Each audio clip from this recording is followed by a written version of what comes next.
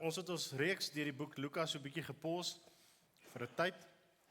Ons is besig om te kyk na hoe lyk 'n kerk? As jy 'n kerk soek, waarvoor moet jy uitkyk? Wat se tipe kerk moet ons hier by Rietfontein wees? Ons is besig om aan ons konstitusie te dink om dit te verander. En so dis hoekom ek deur hierdie goed preek, sodat ons kan sien wat die Bybel sê en dan pas ons dit toe in die praktyk, né? So dis belangrik dat jy na hierdie preke luister en dat jy verstaan wat ons sê en dat ons op dieselfde bladsy moet wees. Daai bladsy is die bladsy van die Bybel, né? Dis die bladsy waarop ons dieselfde bladsy moet wees. En so as daar goed is wat jy nie verstaan nie of goed wat jy voel jy verskil oor, kom praat met ons. Laat ons daai goed kan uitsorteer en dat ons almal op dieselfde bladsy kan kom wat die Bybel aanbetref. Jy sien, ons hoef nie kerk uit te dink nie. Die Bybel leer vir ons hoe ons moet wees. So, voor ons vandag se deel gaan kyk, kom ons bid net eers saam. Ja, Here, ons is so dankbaar dat ons hier in die kerk kan wees vandag. Nie net om te vier hoe groot en almagtig U is nie, wat die hoofsaak is, Here, maar ook om te vier hoe U mense se lewens verander. Ons dink aan hulle wat siek is, dink aan Sandra Kuyt, dalk nou al daar by die teater is, wees met haar. Ons dink aan hulle wat regtig ernstig is, dink aan Japie, die Magda, hulle, dink aan Tinus met sy hart. Ag Here, dat al hierdie mense sal help. Ons sal krag gee.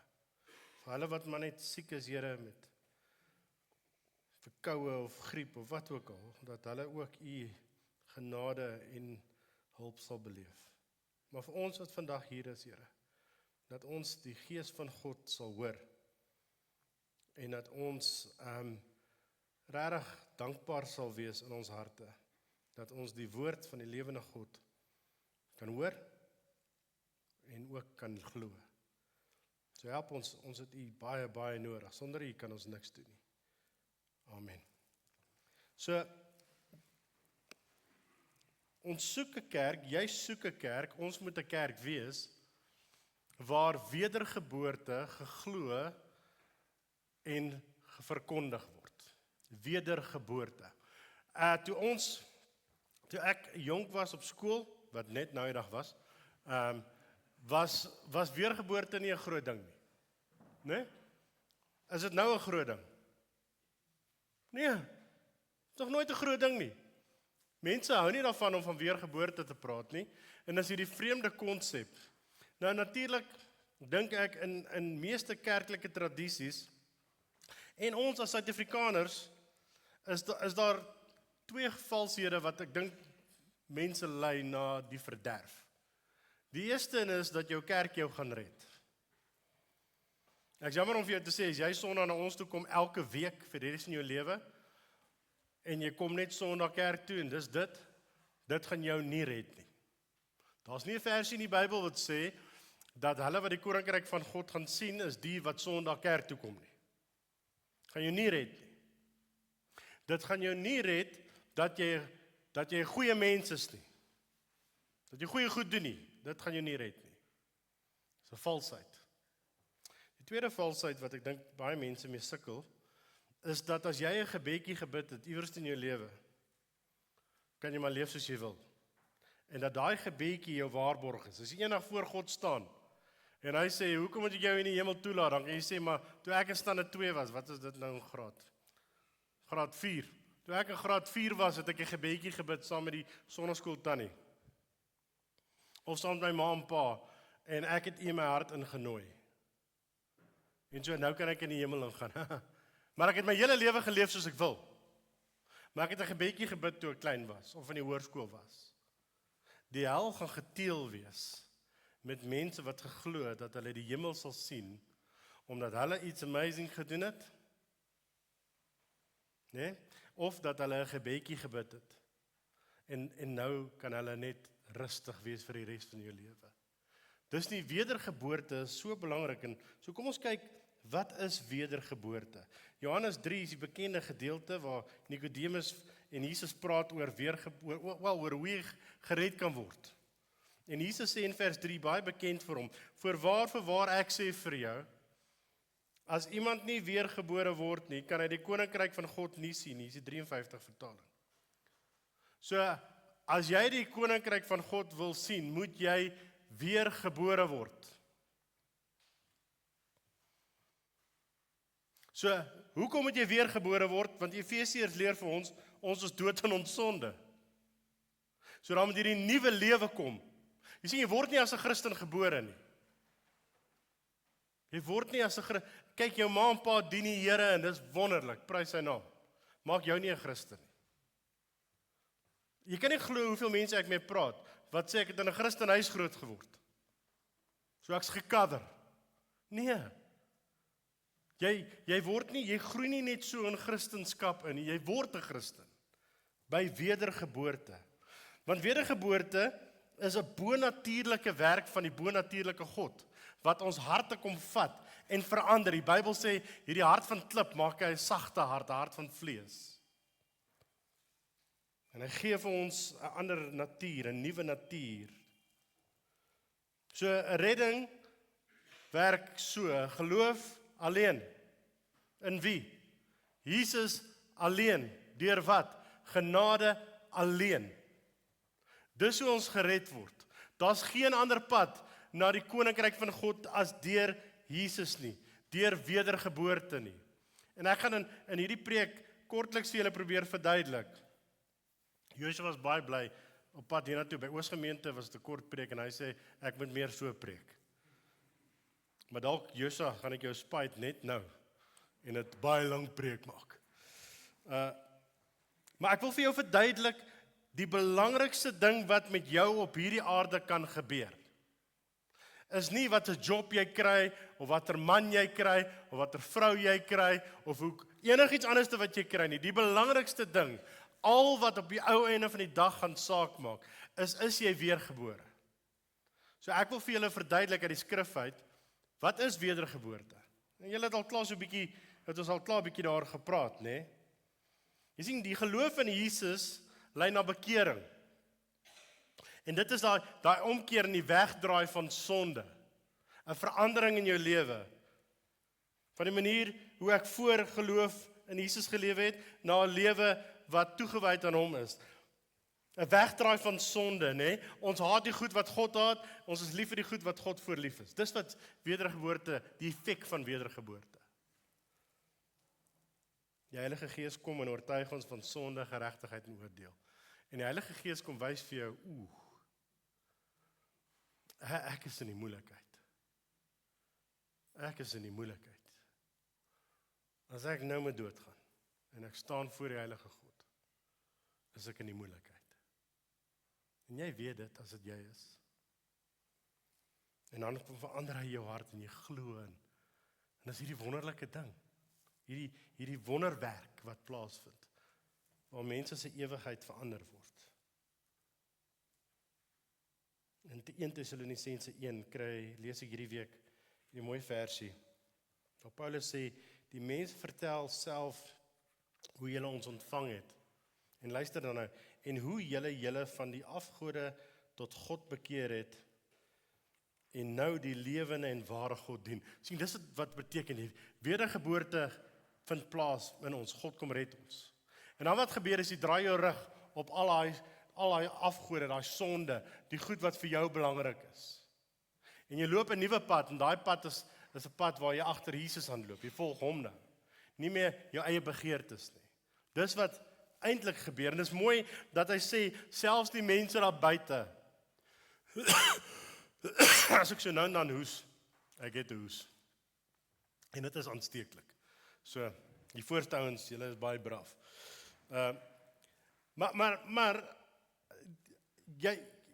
die mense daar buite het geobserveer, hierdie ou het verander. Hierdie vrou het verander, hierdie kind het verander. Dis sigbaar, met ander woorde. So geloof in Jesus lei na 'n veranderde lewe, 'n radikale lewe, wat nou vol liefde en toewyding aan Jesus is, nê? 'n lewe wat nie net vra nie, maar 'n lewe wat gee. 'n lewe wat nie net binnekant toe leef nie, maar wat buitekant toe leef. 'n lewe wat bereid is om alles te gee vir God, alles op die spel te plaas vir sy naam. Wedergeboorte verander alles. Nou as jy ooit kinders gekry, dan weet jy, geboorte verander 'n klomp dinge. Nee? Dit verander jou hele lewe. Ons het die laasweek mense by ons gehad met klein kindertjies. Sê ek vir hulle, ja, dit is lekker om klein kindertjies te hê, dis awesome, daar's baie voordele. Maar om iewers heen te gaan is nie pret nie. Dis soos 'n operasie wat haarflyn beplan moet word. Die doeke sak. Dan moet jy eers weer gaan opswat hoe om 'n pram op te slaan. Nou, kyk, ons man sukkel met dit, nê? En dis funny, dat ons behoort nie met dit te sukkel nie. Ek weet nie hoekom sukkel. As ons daai video van die twee ouens wat daai pram probeer, dan Google een ou en die ander ou traai en dan kom 'n vrou wat draf verby, maak sy net so klik. Dan laai sy hom in, dan staan die twee ouens daar. Ek dink hulle maak, ek seker is 'n vrou wat daai pram design. Dis wat my manlike ego sê sodat ek kan beter voel oor myself. Maar jy weet jy daai pram en kry en ek meen die goed raak al hoe fancier. Maar jy kan nie net as ons nou iewers heen gaan ons. Maar as jy klein kindertjies sê, kan jy onthou wat doen jy? Het jy al gepiepie? Nee, ons wil ry. En so geboorte verander jou lewe. Jy kan nie net meer vir jouself lewe nie. Daai kind gaan doodgaan as jy niks doen nie. En so hoekom, dis een van die redes hoekom die Here wedergeboorte gebruik as 'n illustrasie, want dit is 'n veranderende event. Alles verander daarna. Alles word net. Niks kan meer, jou lewe kan nie meer dieselfde wees nie. Jy kan nie nou 'n gelowige wees en Jesus volg, maar niks verander in jou lewe nie, dan is jy nie gered nie. Hoe weet jy is gered? Daar's 'n duidelike verskil wat God in jou lewe teweeggebring het.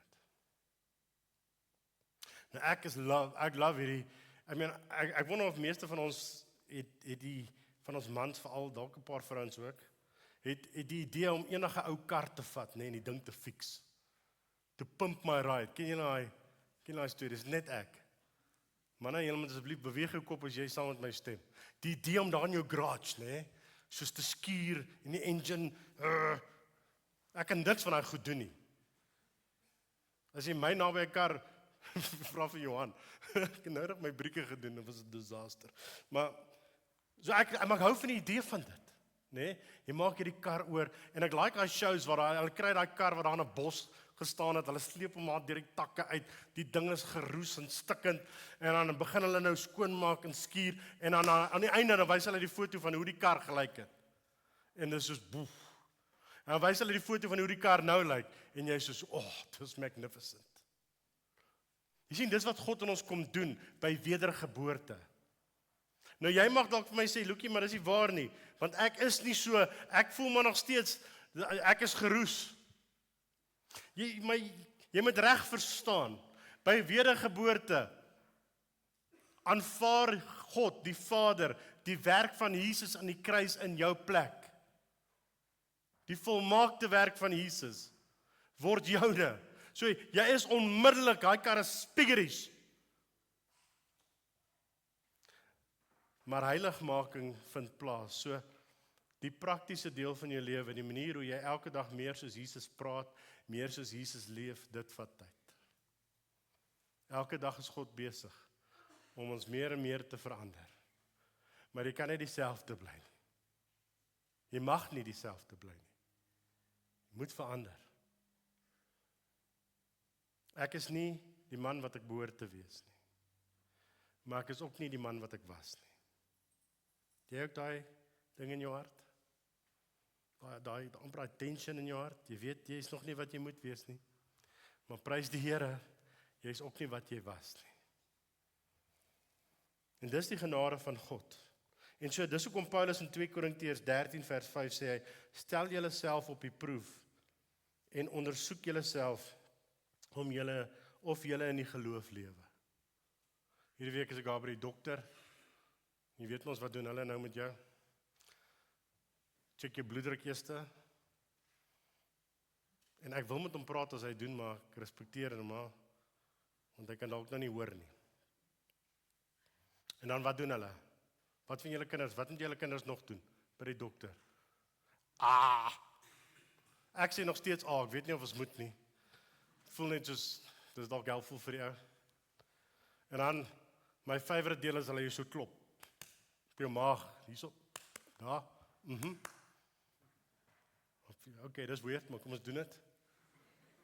Dan check hulle hier, die kliere, hulle check hoe sterk jou nek is.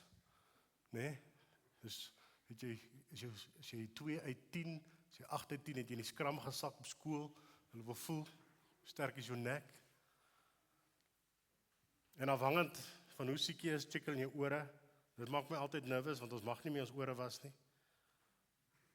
Nee, voel jy ook so, dan sê ek soos, my ore is vuil, dude, maar ek wil dit was, maar jy het gesê, ek mag dit nie was nie. Nee, check hulle mooi. Wat probeer hulle doen? Hulle probeer agterkom wat's fout met jou. Daar's 'n toets. Dit help om te bepaal wat verkeerd is met jou. Hierdie versie sê, dat dit vir my en jou moontlik is, om te toets, uit te vind, of ons Christene is, of ons weergebore is. En daai toets is die woord. Dis die Bybel. Ons hoef nie te gaan wonder teoreties nie. Ons kan gaan kyk, sê die Bybel sê dis hoe iemand lyk wat weergebore is. Hy tree so op, sy sê tree so op. Is dit wat ek doen? 1 Johannes, by the way, is 'n goeie boek om te lees. As jy daai proef wil uitfigure in jou lewe, dan kan jy 1 Johannes gaan lees en kyk, okay, is dit in my lewe? Maar die hele Bybel, maar 1 Johannes is bietjie is helpful. Maar jy moet jouself op die proef stel, so dit is moontlik. Dis nie net moontlik nie, jy moet weet of jy weergebore is. Dis belangrik. En die ewigheid hang daarvan af. Ons is so gelukkig hier in Suid-Afrika. 85% van die mense is Christene. Is dit nie awesome nie? Dis wonderlik, nee? Hoe sal dit lyk as Suid-Afrika 85% Christene was? Hoe sal die korrupsie lyk? Sal baie beter lyk, nee? Ons land sal heeltemal anders te lyk. Maar ons is nie 85% Christen nie, en jy weet dit net so goed soos ek. Ek sal verbaas wees as ons 8% Christen is. Klomp mense, 85%. Miljoene mense identifiseer hulle self as Christene, maar hulle is ongered. Daai is die gevaarlikste posisie om op hierdie aarde jouself te bevind. Jy dink jy is gered, maar jy weet jy is nie. Romeine 3 sê, almal het gesondig en ontbreek aan die heerlikheid van God. Daai woord almal beteken almal. Nie almal behalwe nie, almal het gesondig. So dis waar ons is, nê? Dis hoekom ons die kruis nodig het. En die kruis beteken 2 goed vir ons, reg? Die oordeel van God, maar ook die liefde van God. Jy kan die 2 nie van mekaar skei nie. Sien, God kan altyd daai goed in sy hand balanseer, want hy's perfek en hy's volmaak. Maar die kruis is nie net, soos baie mense praat, nie net 'n simbool van liefde nie, want dis waar die wêreld is. Die kruis is love, en dan lief ons net almal. Maar die kruis is oordeel, want Jesus moes doodgaan aan 'n kruis vir die sonde van die wêreld. Is dit nie wat die Bybel sê nie? So die kruis wys vir ons eintlik hoe ver ons kort skiet en hoe groot ons sonde is, dat God aan 'n kruis moes sterf vir my en jou sonde, en dat daarom ons weergebore moet word. In Markus 1 vers 15 sê Jesus, die tyd het aangebreek. Die koninkryk van God het naby gekom, bekeer julle en glo die evangelie. En dis vandag nog wat hy vir my en jou sê. Bekeer jou en glo die evangelie. Glo dat jy sondig is. Glo dat Jesus aan 'n kruis gesterf het vir jou. Plaas jou geloof in hom. Hoop leef vir jouself. Dis van julle wat dit al baie gehoor het, maar nog nooit gedoen het nie. Hou op weghardloop. Hou op vir jouself jok. Bekeer jou vandag, voor jy uitgaan. Bekeer jou. En plaas jou geloof in Jesus. Dan kan jy die res van jou lewe spandeer, en al jou tyd, en al jou energie, om in hom te glo en hom te volg. Dis wat hy wil hê. Hy soek alles van my en jou. Hy soek nie 'n bietjie nie, hy soek alles. En hy wil hê, ons moet hom volg. Hoe is dit dat so baie mense praat van 'n ontmoeting met die Here, wat hulle gehad het, maar niks in hulle lewe het verander nie. Niks nie. Die 2025 model kan nie dieselfde lyk as die 2026 model nie. 2027 kan jy nie anders te lyk, moet jy anders te lyk as die 2026 model, is dit nie?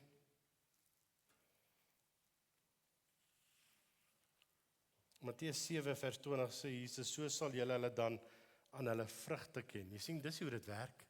So jy weet jy's gered, daar's vrugte. En ek gebruik baie die illustrasie al wat ek gesê het, jy kan appels met sellotape aan 'n boom gaan vasplak. En dit lyk of die boom appels, of daai boom vrug dra, maar dit gaan vrot eendag van 'n tyd. Gaan nie hou nie. Jy sal sien, en jy sien dit in jou eie lewe, of daar vrug is, wat pas by die bekering. En nou dis vers 20 van Matteus 7. Die volgende vers, weet iemand wat staan in vers 21?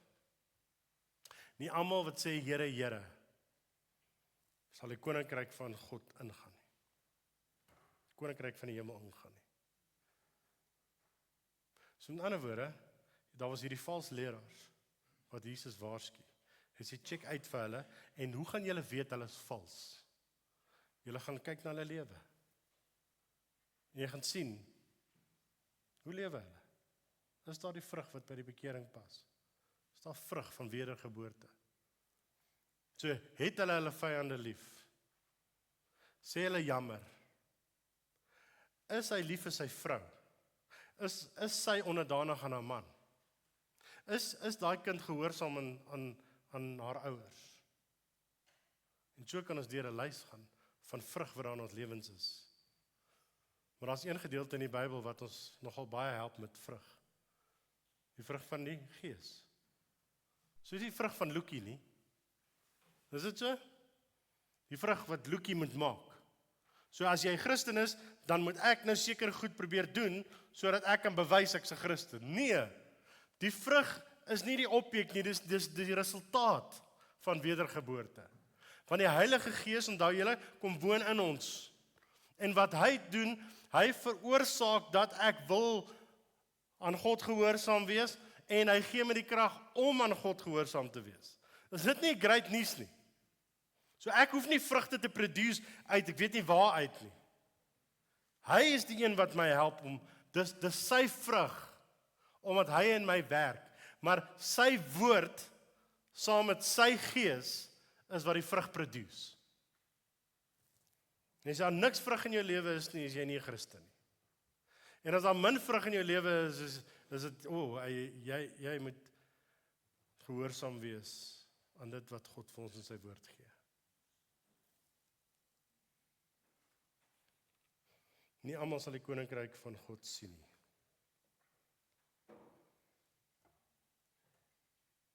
Die belangrikste ding in die wêreld is nie of jy Jesus ken nie, maar of hy jou ken. Hierdie ouens in Matteus 7 het die Here geken, hulle noem hom selfs Here. Here, Here, in U naam het ons gepreek en demone uitgedryf. Here, maar wat Jesus sê, maar was jy lief vir jou vrou? Was jy lief vir jou vyand? Het jy my gesoek? Was daar vriendelikheid? Was daar geduld? En in Galasiërs is nie daai vrug van die Gees is nie, dis nie die volle lys van hoe 'n Christen lyk nie. Daar's baie meer in die Bybel. Lyk jy so? Jy sien, jy het goed gedoen, baie mooi dat jy gepreek het. Baie mooi dat jy demone uitgedryf het. Maar dit beïndruk my nie. Wat my beïndruk is 'n lewe wat verander word deur die werk van my Gees. Gevaarlike plek is jy dink jy's 'n Christen. Maar daar's nie vrug in jou lewe nie en jy weet dit.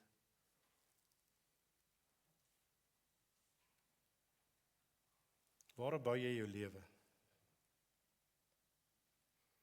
Jy sien, jy bou of jou lewe op wat jy weet en wat jy kan doen. En daai huis gaan in mekaar sak.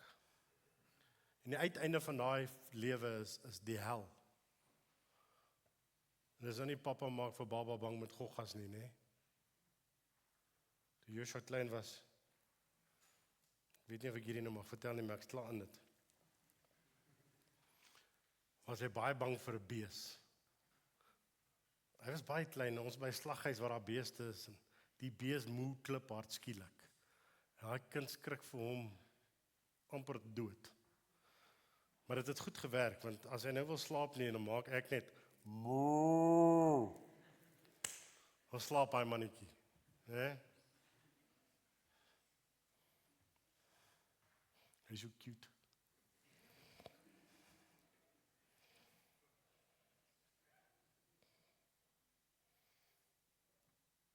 Waar bou jy jou lewe? Op goed wat vir jou belangrik is? Op goed waarop jy hoop? Op goed waarvoor jy droom? Goed wat verganklik is? Goed wat tydelik is?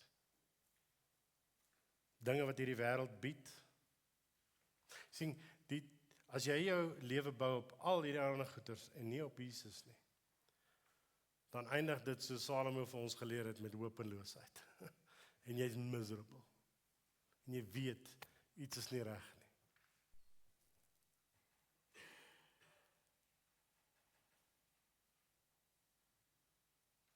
Tweede tipe mens fondasie is iemand wat hulle lewe bou op die Here Jesus as rots, op sy woord.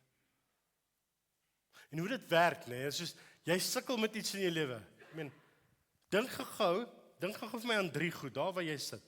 Dink vir my aan 3, kom ons noem dit 3 sondes, of 3 probleme, wat in jou lewe nou 3 groot probleme is. Dink gou daaraan. Jy hoef nie baie lank te dink nie, jy het dit al klaar, nee. Die manier hoe jy daai probleme oplos is hoe? Deur harder te probeer? Good luck.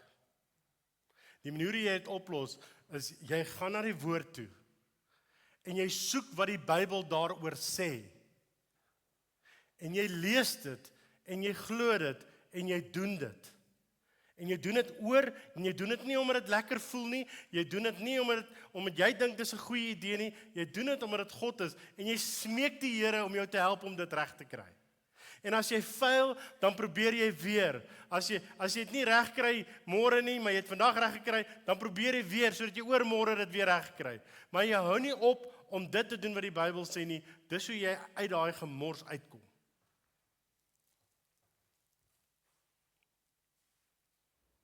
Wat is beter en groter? En wat bring meer vervulling? Wat is meer waardevol as om jou lewe aan Jesus toe te wy? Ek wil vir jou sê, as jy na my luister vandag en jy is nie weergebore nie, mis jy uit. Om weergebore te wees is 'n fees. Dis 'n fees.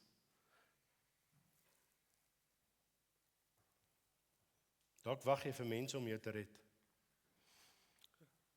Elke nou en dan probeer ek musiek luister wat die jong mense nou deesdae luister, die skoolkinders. Moenie, don't go there. Dit gaan jou net depressed maak. Maar een ding wat ek wel opgelet het, hulle sing maar nog steeds oor dieselfde goed, net met leliker woorde. Maar dieselfde goed. Soek jy 'n girl, soek jy 'n ou. As ek jou net in my lewe het, gaan alles cool wees en ek gaan so happy wees. Is dit nie? Julle jong mense, waar gaan al julle liedjies? Gaan luister bietjie. Sal waar dit gaan. En ons het 'n culture, ons het 'n samelewing wat soos wag dat mense my kan joy bring, dat mense wat hulle doen en hoe hulle optree gaan hoe sê die famous line, you complete me. Dit klink baie cool as jy vir jou girl dit sê. You complete me. Maar sy doen nie, ek jammer. As jy nog nie uitgefigure het en jy doen nie. Jammer om jou bubbel te bars. Maar jy weet dit dalk al klaar. Die oomblikke wanneer jy dit sê is net soos dis heavy, dinge gaan goed en dit is romanties en jy soos, oh, jy complete me. Maar so 'n halfuur later, I want to kill you. Nee? So dit hou nie. Moenie jou hoop in mense plaas nie. Hulle gaan jou teleurstel oor en oor. Christus is die antwoord vir redding, nie mense nie. Of dalk is jy een van daai persone wat wil hê Christus, die Here moet jou kom red van jou probleme. En dis wat jy soek. Jy soek eintlik 'n redder vir jou probleme. Maar sien, die Bybel sê nêrens God kom red jou van die probleme nie. Ek meen inteendeel, as jy die Bybel gelees het, nê, lyk dit vir jou of God almal se probleme oplos. Ek wens ek kon hierdie week gebid het en gesê, Here, ek gaan nou Sondag preek. Kan ek ophou hoes asseblief? Ek het so baie gehoes, jy weet wanneer jou ribbes begin seer raak. Hier's 'n spier in my rug wat ek nie geweet ek het tot hierdie week nie. As ek hoes, is dit asof iemand my agter in die bors slaan. Nee, die bors nie, dit voel of hulle van agter af deur my bors slaan. Nou kan ek nie net bid en sê, Here, ek gaan Sondag u woord preek vir die mense nie. Maak my gesond. Wel, ek kan dit bid. En ek weet. Maar wat doen die Here as jy die Bybel kyk? Wat doen hy? Los hy al ons probleme net, ting. Al die Christene in die Bybel. So daar's 'n probleem en hy stap met in en hy, daar's al die probleme is weg. Nee, wat ons in die Bybel sien, is die pad is rof. En wat God kom doen, is hy haal ons nie uit die rowwe pad, en hy sit ons op hierdie highway, 4-baan highway, met spotlights oralste nie. Nee, wat hy doen is, hy hou ons hand vas, op daai rowwe pad. Ons hou hom nie vas nie, want dan los ons. Hy hou ons vas, en dan help hy ons deur daai pad. Hoekom? Sodat ons kan sien hoe wonderlik hy is. Dis wat God sê. Moenie op mense staat maak nie. Moenie God soek net omdat jy probleme het nie. Hy praat van fisiese probleme hier nie. Jou grootste probleem is jou sonde. Soek God vir dit. Soek hom vir redding. Soek hom omdat hy die redder is. Moenie leef vir die moment nie. Jy weet, ons leef net vir moments. Facebook, jy weet, dis net soos 'n moment. Jy neem 'n kiekie en jy lyk awesome en jy kyk na ander mense se foto's en jy wens jy was so oulik soos hulle. En ek kyk na 'n party van julle goed, dan dink ek, ja, Tasha wys my hierdie foto van hierdie mense wat by hierdie fancy plek gaan eet het. Dan dink ek, daai kos lyk, en ons eet dalk net eiers en wors wat baie lekker is. So, hoekom wil jy vir 'n moment leef as daar 'n ewigheid is? Jy moet 'n ewigheidsperspektief in jou inkry. Jy leef anderste. Jy leef anderste as dit nie net vir die moment is nie. Dit verander die manier hoe jy dink. Nee? Want dit gaan nie net oor nou nie. Daar's miljoene, triljoene, ontelbaar. Hoe lank is die ewigheid? Nou, ek het 'n illustrasie gebruik daar by Oosgemeente. En ek het vir hulle gesê, ek weet nie of dit toelaatbaar is nie, maar ek gaan met dit, want ek wil hê julle moet hierdie onthou. Wie van julle het al in die see gepiepie? Julle lieg. Almal van julle het al in die see gepiepie. As jy nie het nie, is jy weird. Nee? Okay, so, as Lukie nou in die see piepie, mag niemand meer in die see gaan nie. Maar as ek jy sou ek nie, maar beteken dit die see is nou, hulle bel die ouens in Amerika en sê, luister, Lukie het nou net in die see gepiepie, julle ouens moet maar die water uitkom daar so, hoor. Dis regtig bad. Is dit wat hulle doen? Hoekom? Hoekom maak dit nie regtig saak nie? Ok, die see is groot, nee. Daar's baie water in die see. So, bietjie piepie, deur groot see, maak nie saak nie. Right, nou gaan ek dit bring na 'n plek toe waar ek vir julle wil verstaan. Die lewe voel lank, veral omdat dit rof is. Maar is 'n druppel in ewigheid. Hoe ouer jy word, hoe meer besef jy, hierdie lewe is kort. So hou op so behep wees met 'n oomblik en onthou van die ewigheid. Want ons gaan nie vir altyd lewe nie. Maar die ewigheid is vir altyd. Moenie so behep wees met hierdie lewe en vergeet van die ewigheid nie. Daarom moet ons God volg, daarom moet ons hom dien, daarom moet ons hom eer. Vandag doop ons vir Amorey. Lekker Amorey, sy is glad nie skaam nie. By die jeug is sy nie baie skaam nie, maar sy is soos ek. Hier by die kerk hoop ons niemand praat met ons nie. Nee, Amorey? Ja. Ons doop Amorey omdat sy bely dat Jesus haar gered het. Sy is weergebore. Die ou Amorei is dood. En as hy onder die water gaan, onthou ons dit. Dood. En die uit die water uitkom, sê sy vir almal van ons en teenoor God. Sy is weergebore. En haar lewe gaan verander. En ons kan haar accountable hou. En ons kan vir haar bid. Ons gaan haar help. Dis ons, né, die kerk. Maar iets het in haar lewe gebeur en prys die Here vir dit. Maar die vraag is vandag, wat gaan in jou lewe aan? So ons gaan vandag 'n getuienis van Amorei sien, publiek, waar sy vir almal sê, hier's ek. Maar wat van jou? Waar's jou lewe? As jy 'n kind van God is, wil ek hê jy moet rejoice. Want God het jou gered. Maar verander, hou aan verander. Moenie tevrede wees om net dieselfde te bly nie. As jy nie 'n Christen is nie, en jy weet vir jou siel, as jy jou hart op die proef stel, is nie gered nie. Kom vandag tot bekering. Roep die Here Jesus aan. En dan volg jy hom vir die res van jou lewe. So wat ons gaan doen, is ek gaan nou afsluit met 'n gebed. En dan gaan ons gaan nie sing nie, ons gaan 'n liedjie speel wat julle kan kyk. So maar as ek begin bid, kan jy maar uitgaan. En nou wat ek hê julle moet doen, hierdie liedjie gaan oor, jy weet, oor Jesus se disippels wat geroep is, maar dan gaan dit ook oor ons. Daar's 'n roeping uit vir die wat hom ken. En ek wil hê, terwyl jy na 'n lied luister, moet jy net een ding doen. Jy moet net jouself op die proef stel. Vat daai oomblik en dink oor jou lewe. So jy Christen is rejoice en word bemoedig en sommer energized deur wat jy hoor.